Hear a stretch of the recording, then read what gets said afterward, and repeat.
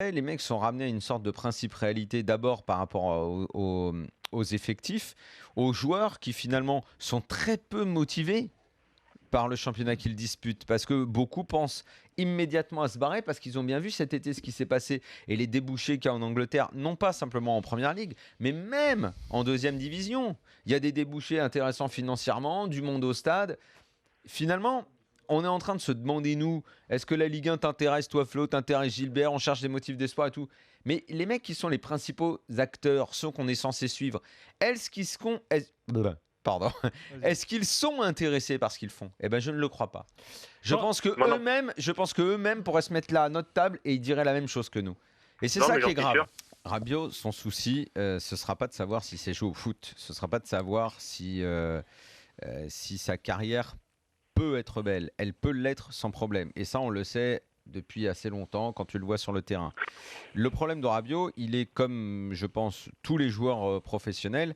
Ce qui te fait passer un cran, à partir du moment où on considère que tu as la technique pour, hein, et en ça, il est totalement différent de Stambouli, il a une classe d'écart.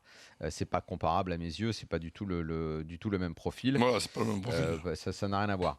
Rabiot, ça sera donc, comme je le disais, c'est ce qui fait la différence avec les très bons joueurs, c'est le mental. C'est est-ce que tu acceptes d'être aussi fort quand tu es sur le terrain et quand tu es sur le banc. Alors ça peut paraître con, encore jeune, Daniel. Ça peut paraître con ce que je dis, hein, d'être bon sur le banc. Mais être bon sur le banc, ça veut dire quelque chose. Ça veut dire accepter des décisions, c'est-à-dire revoir une mentalité qui n'a pas toujours été bonne de la part de ce joueur. Passer le cran mental, ça veut dire accepter tout ça et travailler. Il y a chez lui, même sur le terrain, parfois une nonchalance, pas une nonchalance de comportement parce que c'est sa façon d'être, il a une sorte de gestuelle comme ça qui peut paraître nonchalante, mais c'est par exemple de se forcer à dire je vais chercher le geste difficile vers l'avant et pas la facilité sur le côté ou derrière. Donc ça va être parce qu'il est capable de le faire.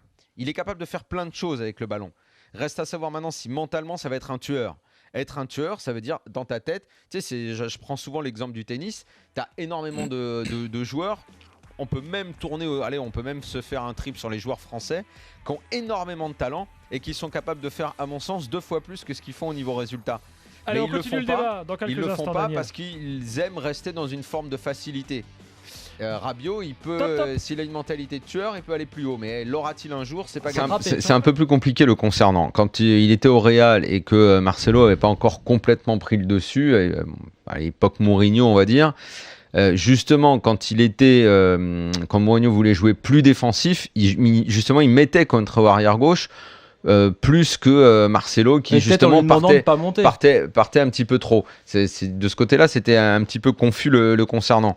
Et d'ailleurs, je crois que la finale de la Ligue des Champions qu'il gagne, c'est Ancelotti, donc l'entraîneur, la 10e, je crois que c'est Contro doit démarrer le match, arrière-gauche, et que Marcelo rentre en cours de match et que ça fait la différence parce que Marcelo apporte offensivement pour notamment aller chercher cette égalisation qui vient tardivement.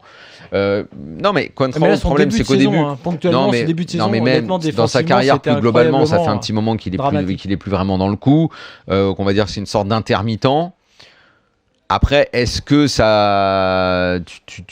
tu ne vaux plus rien parce que tu es intermittent ? On sent bien qu'il est de toute façon plus expérimenté, qu'il a plus vu de choses dans le foot que les 3/4 des mecs de l'OM, et que donc sur un match, il est capable d'élever son niveau. Maintenant, est-ce qu'il a encore en lui de continuer d'être au haut niveau ? S'il s'est retrouvé à Monaco comme ça, que personne l'a demandé, que c'est un peu compliqué, ou alors parce qu'il est dans le catalogue de Mendes, mais on l'a placé là-bas peut-être pour un an et qu'après il s'en ira. C'est un peu le bordel quand même, à mon avis, dans sa tête et dans son football. Mais sur un match, il peut encore faire le match. C'est un bon joueur.